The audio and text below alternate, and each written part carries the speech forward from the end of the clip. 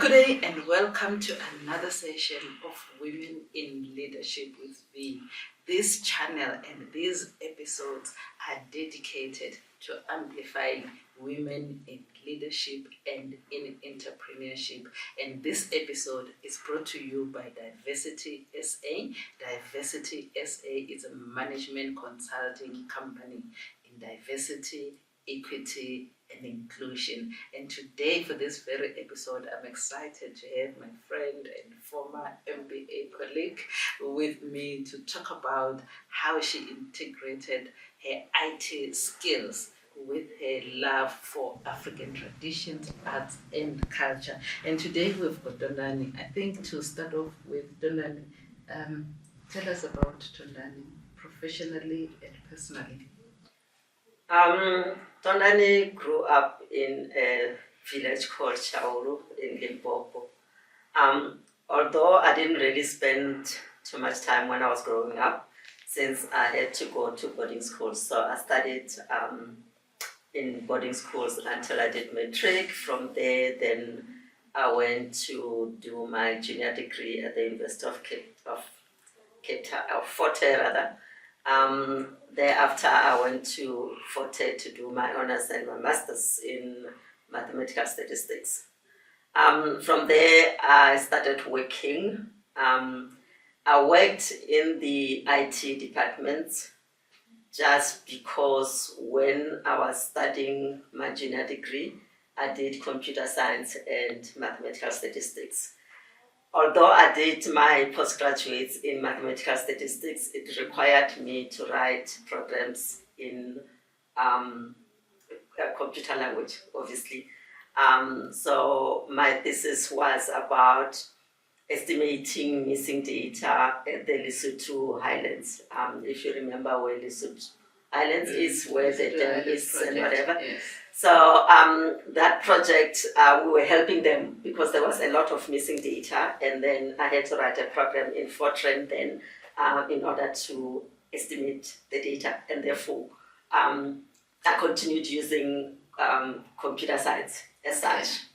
Okay. So thereafter, then my career was in computer science in IT because of the fact that I had written programs in IT when I was doing my masters, and I was in data analysis, which required the knowledge of mathematical statistics, of course. So it was like combining the two of them together and using that in order to solve problems. Okay, that's interesting. Yeah. And you did IT at a time when really computer science was not cool. How did you cope with it? Did you have a vision that maybe one day computers are going to be the center? It's actually interesting how I ended up doing a BSc when I was doing my junior degree. So when I was doing matric, I was very good in drawing. When I grew up. So I remember even when I was in primary school, whatever we have done in biology and whatever, in biology, those useless stuff that we had to draw and whatever, sort of like, so all the drawing that I did, whenever I left my primary school, then they asked if they can use it for other kids who were coming after me, because I was good in drawing. And when I was doing matric, I remember telling my brother, said, I think I'm going to do fine arts. And my brother looked at me and said, Tondani, you must be joking. I'm sure from a rural area, you say fine arts and they're thinking, no, you have to do something that puts bread on the table. Exactly. That's where the problem was. And then my brother said, there's no way that you're going to do that. But fortunately, I was good in mathematics. So I ended up saying, because I'm good in mathematics, what can I do? So I did mathematical statistics, and computer science was just like another course that I needed to do, not really knowing the future of it or anything like that. So it was just like by luck that I did computer science. It makes sense. Yeah. The love of IT and the arts. Now I can see where the art is coming from. Yes. Okay, you've got different roles and different things that you're doing at the same time. How do you balance all these things that you're doing together? I think It's a difficult thing to balance everything. I mean, you wake up one day and you tell yourself, okay, I'm going to do A, B, C, and you start doing A, and then somehow you end up doing B, which you didn't really plan to do or whatever. But I usually just schedule them. So I'll tell myself during the week, this is what I'll do, and on weekends, this is what I do. So I like learning. So I currently am learning about AI or ChatGPT, like AI as artificial intelligence. Okay. So because I sort of like learning, I usually schedule that for Sundays. So on Sundays, I'll be sort of like doing stuff that are new to me. Wow. The other time when you asked me what I was doing on Sunday, I was learning how to do sewing because Okay. I do a lot of sewing for my products, and I needed to understand how that is done so that at least I can really explain to somebody who will do something for me Okay. and have an idea as to how much fabric, what, all those things that are really related to it in a way. So That's yeah. interesting. I didn't even know you were good at drawing and the arts, and I think that's why. So now let's go to African Pride collection, because that you draw, you do your own designs for the earrings, for this and that. What is that about, and what do you do with African Pride collection? So African Pride collection came about due to COVID. Before then, when I left Standard Bank, I was doing, I was on like guest houses. I had Airbnbs. I was running Airbnbs at that time, and that was the plan when I left. That okay, I can really just like use my properties to convert and do Airbnbs, which is exactly money. what I did. Yes. But then COVID came, and when COVID came, there were no guests, and obviously there wasn't any money to pay back the loans that I had for those houses anymore. So I decided, okay, let me sell the houses. But I needed to identify something new to do in a way. So Okay. and one day when I was on the internet, I saw a flip flop. That flip flop had a kenta, like the type of fabric in the Northern Africa that they have. So it was in one of the stores belonging to someone in the Northern Africa. I don't know which country. Okay. But I saw that and I just liked it. And I thought, how is this done? I really had no idea how. So the you can design was transfer on the flip on the flop. flip flop. Okay. Yeah. At that time, honestly, I really didn't know how that people really do transfer designs onto much fabric or anything like that. Even this thing, I would have seen it and I thought, I wonder how it's done, but it never really rang a bell to me as to how that is done. So I decided, okay, let me find out how this is done. So then I get to know a word called sublimation. Okay. And then I had to investigate as to, okay, where do I start with sublimation? And then I identified a shop which sells products of sublimation, also the machinery and printers for sublimation. So I decided to visit that shop. And when I went there, fortunately, these ladies were so friendly. They sat down with me and explained to me how everything is done, how do you transfer designs onto fabric, and what type of machinery you would need to do that. So I decided to buy everything that they recommended that I should buy, and that's where it started. So when it started, I wanted to do my products were about stripes. Stripes is still my current thing for my company. So most of the stuff that I do, you'll find that you can identify stripes one way or the other in a way. Why stripes? Is it I suppose something you like? stripes is something that I liked because I'm Venda, and my thinking was that I'm going to use feather fabric. Okay. So feather fabric has got stripes. Okay. However, the disadvantage about the feather fabric is the fact that feather fabric comes in different colors, in different stripes. They change so often and all those things. But in order for me not to be restricted or not to have to repeat what I do for each and every fabric. I only take the straps. So that, and the stripes usually they will have all the colors. Okay. So the multi-colors, you can wear them with anything. Yeah, because I can see the one in your logo. Yeah. It's vendor inspired, but it doesn't really say vendor. It's more African. Yes. Yeah. Yes. That's interesting. So my African pride is actually we say we are inspired by the African fabric. So any African fabric now. I do accommodate most of the other fabrics, like Tsonga is one of the things that I've got earrings that I've got Tsonga fabric, which are very popular, but on Take a Lot. But the nice part about that is people buy that without knowing or without the identification of which fabric that is. They just see the beauty of it in a way, sort of. So they don't buy it because it's no. They just buy it because it looks great. Yes, yes, That's yes. Good. And so I think I like African fabric. I like my business because I keep on designing new stuff in a way, sort of like. And currently, because of the new technology, artificial intelligence, I use that to design a lot of my stuff and whatever. And I like the fact that after designing using artificial intelligence, things look unique. I know whatever I design, nobody will have it in a way, sort of like, because it will be different all the time. Oh, wow. So you're using your IT skills and your art skills together combined. Yes. That's great. Yes. Yeah. And we don't usually talk about dress in these episodes, but I can see you're wearing your brand, like from head to toe. Everything that you're wearing is something that you're selling. Yeah.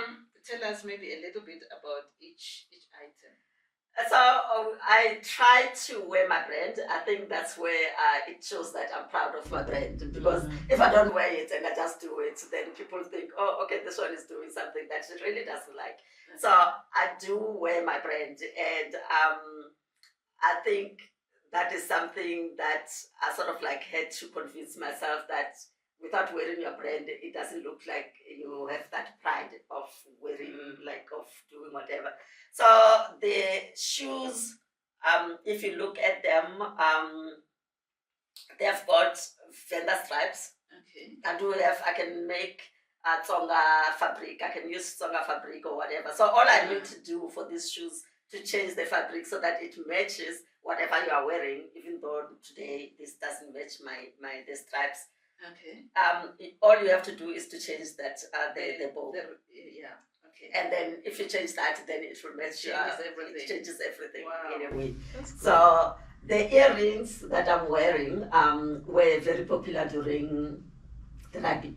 I actually started them during the rugby, but I started them too late because by the time I thought of let's have like a flag on the earrings, it was too late. I never thought anybody would want to wear a flag on the earrings. Okay.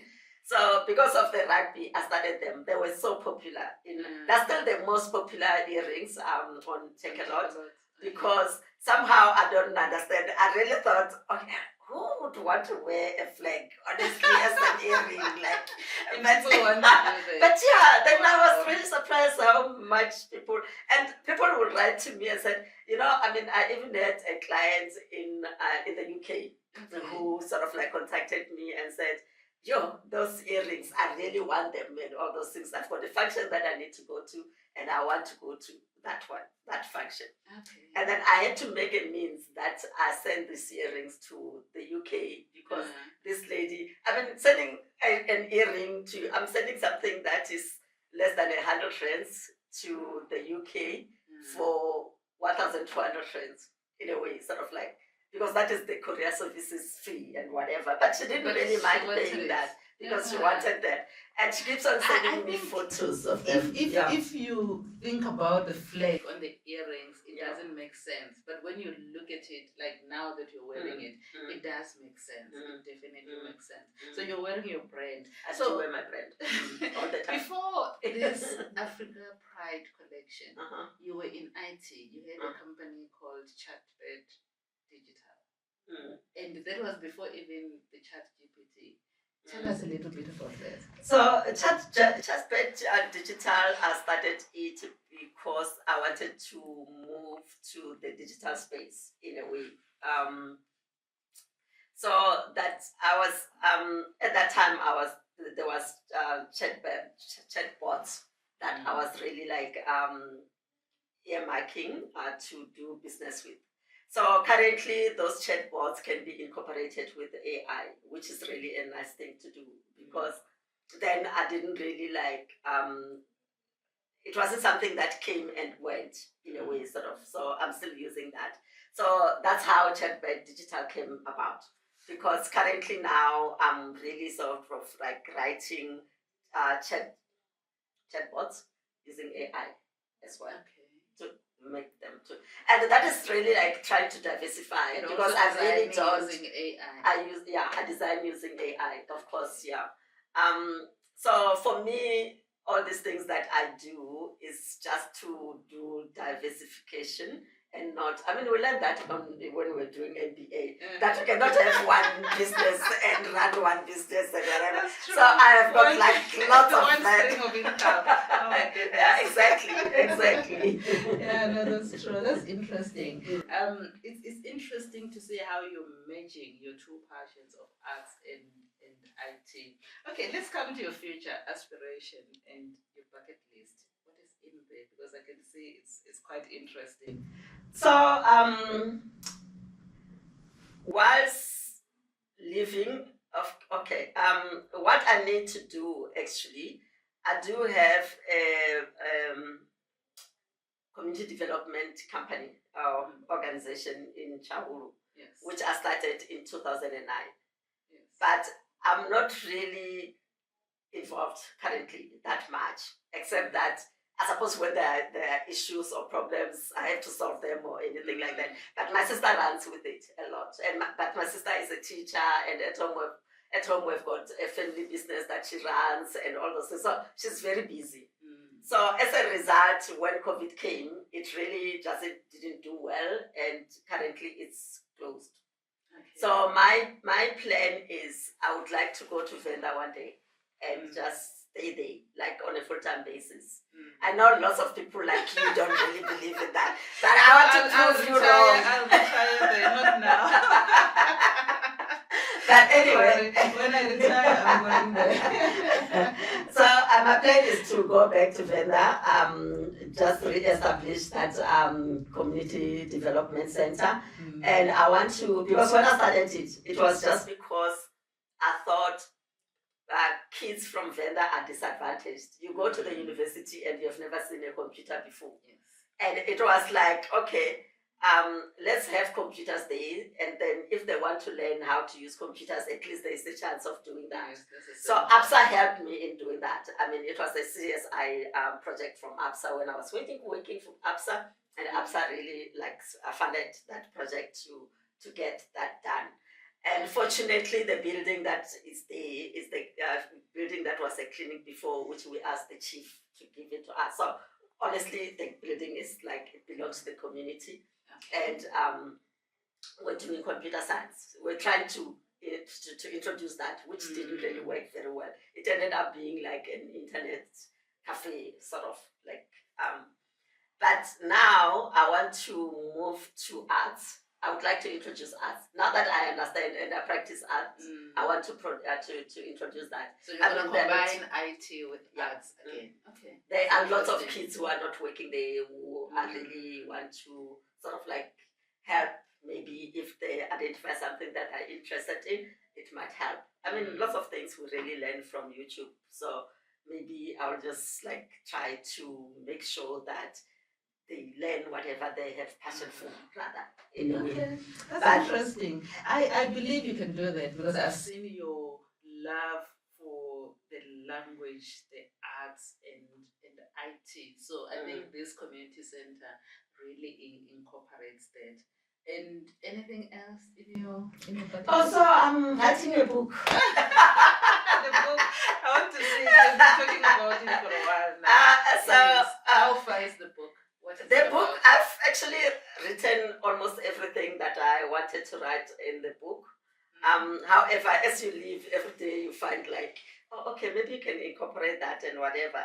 So the book is quite interesting. Let me tell you what is the book is all about. So, I got married, and 2 years later I got divorced. Okay. Okay. So my only daughter, we had to find a way of raising her together, sort of like as parents. So it's about co-parenting. And I think I always preach to women that instead of staying in a marriage that is not working, why don't you separate and stay alone and try to co-parent? Because honestly, marriages are... That's a hard sell. What do you mean it's a hard sell? Most people stay even if it's not working because they think it's gonna work someday. What are you gonna say? But remember, most of the people stay in a dysfunctional marriage just because of the kids. Like if you ask most of the women, they will tell you, no, it's just because my kids are young and I want them to grow up and I have the father, like the father should be there and whatever. Yeah. And I don't believe in that. I do believe in the fact that maybe too high and all that. Exactly, and it's really like it has got a negative impact on the kids whilst you're staying there. Whereas if you're staying separate, I think from my own experience, that's exactly what we did. I felt like we were more cooperative and doing stuff for the best of we're doing things that we thought were best for our daughter together in a way. I mean, my ex-husband and myself, people used to say, but how do you guys do it? Yeah. Because whenever there was something... And knowing school, you, I know that you used to talk like you talked. Like, I guess it I really feel like, I've got this passion for that in such a way that, honestly, and when I talk to people, I'm thinking, but why are you staying in a marriage that you know is giving you pain? I mean, it's painful on its own. And the other day I was listening to Parapara FM and Parapara, this lady on Rupiwa on Parapara FM, she always talks about topics that are sort of like health related or something like that. Yeah. So this day she was talking about I think she started with if you don't laugh anymore, then leave. If you don't really you don't have jokes anymore, then leave. It's like she mentioned about 4 items, or 4 stuff that you probably you were doing when you were happy, but currently you don't do it. Yeah. And then they were saying that some parents, you find that they sort of harsh on the kids just because whenever I say something that I really don't like to my kid, it's just I'm targeting my spouse in a way. Communicating. Exactly, I'm communicating through the kids. Yes. And she'll say, no, but why do you do that? So to me, it's instead of, because I'll only do that because my spouse is there. If my spouse is not there, I wouldn't really tell my kids those things, those negative stuff. So this book is talking about co-parenting, that you can leave your marriage and co-parent. Yeah, that's difficult. But if you look at how many people are divorced, at the end of the day, it's a divorce is quite easy nowadays, to be honest. I'm saying it's difficult because it's something that we know is true, but we don't want to hear. Oh, yeah, so true. I guess the book I think it's a compromise as a person, you have to compromise for the sake of your kids and say, okay, I have to cooperate with this person. I hate this person, but somehow we have to make it work for the sake of our kids in a way, sort of, So that is one thing that I'm doing. And the other thing that I'm planning to do when I go to Venda, I currently have chalets, which I sort of rebuilt, or what is that word in English? Modernized. And revamped. Yes, that's where my parents used to live before we moved to where we are living now. So they were randavers there, so I just modernized those randavers and made them guest houses. Okay. So I've got those ones which are really not working right now. So I just feel like all my money is sitting there and nothing is happening. So that is my future project when I go to Venda. So I've got lots of things to do in Venda. So you see, it's not going to be a boring process. I join you. I'll join you when I'm 90. I'm joking. No, I'll join you soon. I love the life there. It's easy, it's simple, and yeah, I'll join you definitely. So, what advice would you give to a young girl who wants to be in IT, who wants to be an IT executive, or who wants to do the arts? What would you say? I think my advice to kids nowadays is that I feel like I overstudied. Personally, I feel like I overstudied. I'm thinking like, why did I do all those things? First of all, I met this woman the other day when I was doing overstudied. So I met this woman at one of the markets. Actually, this woman was coming from Cape Town. She was wearing, those things, and like, I don't know how to explain it. But those people who live in the Temple Mountain, whatever thing. Apparently, she lives now in Venda. Apparently, there's something like that in Venda now. In one of the mountains in Utrecht. I also didn't know that. Oh. But anyway, so then she says to me, I said to her, I said, you know what? I used to see this in Cape Town. And then she looked at me and she said, so you studied in Cape Town? I said, yes, I did. I said, and what are you doing here? And I'm thinking, like, she made me feel guilty, like, okay, I've got all these degrees and I'm really doing something. But yeah, exactly. And I thought, yeah, this is perception, like this is people's perception in a way and whatever. But yeah, so my advice to the young kids is when you study what you like, what you love, rather than say, oh, accountants are making money and therefore I want to be an accountant. Because you get out there, try to go to work, and then you find that you don't enjoy your job. Sort of like, and also one thing that I would advise against is doing postgraduate full time. Every, like, you do honors, you do masters, you do PhD before you go to work. Yeah. I mean, if I tell you, in most of my jobs or my positions that I had, my bosses, I was more qualified than my bosses. Because when I came out from the university, you find somebody who did matric, especially with the apartheid time.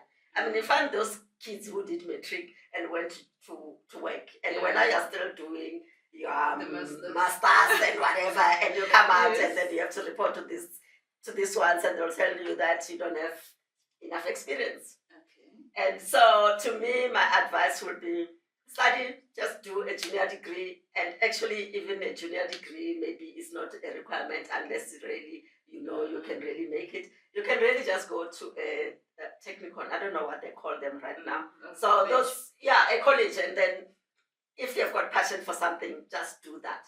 And when you finish, then try to get a job or try to work for yourself. And also, I think kids right now, with the unemployment so high, they sit and wait to be employed. And unfortunately, I realized very late. I mean, my daughter came back from Cape Town. She was working in Cape Town. And she came back and I said to her, what are you going to do now that you're in Joburg and you don't have a job? I said, I don't know. And I said, start a business. Just do your own business. I will help you. So I helped her rather than wait to be hired and whatever. And she's enjoying herself now, working for herself, because she is in her own terms and all those things. Because kids nowadays, they really struggle to get to, what is it called, to obey what the corporate instructions really needed, are needed and all those things. So to me, it's like, if you can't find a job, identify something that you have passion on, and do that, something like that. I mean, lots of people are making money that way, because at the end of the day, you wake up and you feel like energetic that I want to fulfill this because this is what I like. And that's exactly what I'm experiencing now. I feel like every day when I wake up, I'm waking up to something new. Unlike when I have to wake up and think, I have to face my boss. I have to go to Standard Bank, face my The boss. politics. I don't like my boss and the politics and yeah. So I think that is what I would advise That's kids. true. Yeah. That's Mm. true. But most of it is it's fear that you are scared to start your own thing. What if I don't make money and all that? Yeah. So was that the advice, the two advices? Or Those are the two advices Okay. to the kids. Yeah. Okay, great. Okay, if people want to buy this, contact you, where do they find you? You can also give us some details about the book. Where can they find your stuff? My book is not published yet. I'm going to actually start the book as an it's not going to be hard copy or anything like that because publishing really takes very long. So it's going to be an ebook initially, and I'll probably sell it in Amazon and my own website, which is my own website. I've got like I don't know several websites, but I'll mention two. I've got one which is digital.com. That one is for anything digital and AI related stuff and whatever. And I've got africanpridecollection.co.za, which is the one for my products. So if you need products, if you need my earrings or whatever, you go to that one, and that is the one that I use. Or else you can really use my WhatsApp. Okay. Take a lot. I do have Take a Lot. So I've got my products in Take a Lot. I've got my products in Macro. And I'm going to have my products in Amazon because Amazon is coming to South Africa. So I'm going to have that. So that's where you can get hold of my products. That's great. Okay. That's it for today. Is there any other thing that you want to tell the viewers out there? Maybe how to find you, what to do, or nothing much, but I do want to let them know that if they've got an attire which they need matching earrings, I'm there for them. I mean, any fabric, you bring me any fabric on, like you take a photo, a clear photo, which I can use for earrings, and then you get your earrings. With that fabric. So I can just give you my outfit and then you do as long as it's clear. Yeah. As long as it's clear. So if you've got a fabric and you feel like, okay, I'm going to make a dress with this fabric, we can make you the earrings. We can also make you shoes. I do have some T-bars shoes that are fabric related, and you can just like match. Yeah, even bags. I do make bags, supplement bags with the fabric, and then you can really match your shoes, you can match your attire, obviously, which you would have done somewhere, and earrings and the bag. Yeah, the shoulder bag, yeah. Okay. So. There you have it. That was Tondani. She was able, or she's able to incorporate her love for the arts with the IT skills. Like us, subscribe, and share. Thank you.